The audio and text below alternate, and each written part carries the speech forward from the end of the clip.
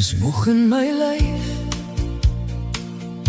ek is moeg in my siel. Ek werk vir 'n lewe, maar ek voel steeds verniel.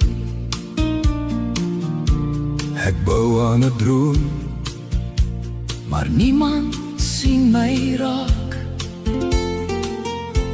Ek dra al my wonde agter 'n stil gesig se kraak.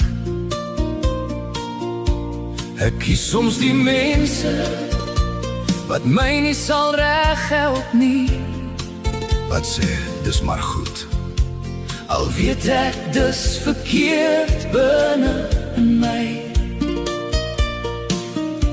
Want sonde kom stil, maar die prys kom hard, en wat ek wegsteek breek later my hart. Maar die Here is my herder, al lê ek op die grond. Hy tel my op met genade, hy bind my stikkende wond.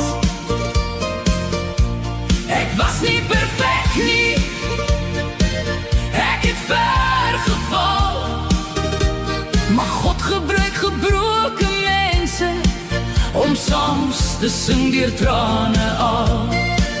Staan op, moenie daar bly lê nie. Die Here vat 'n stukkende man en maak hom weer heel. David was koning, maar sy huis was vol pyn. Agter paleismure het die donkerte geskyn.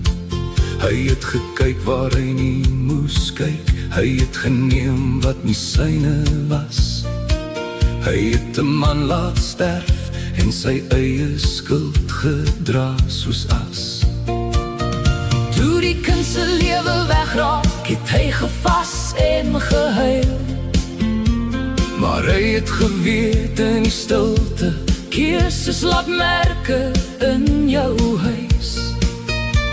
En toe die profeet 'n storie vertel, het Dawid kwaad geword en gesê, die man wat het doen moet oordeel kry. Toe hoor hy Dawid, dis jy. Maar die Here is my herder,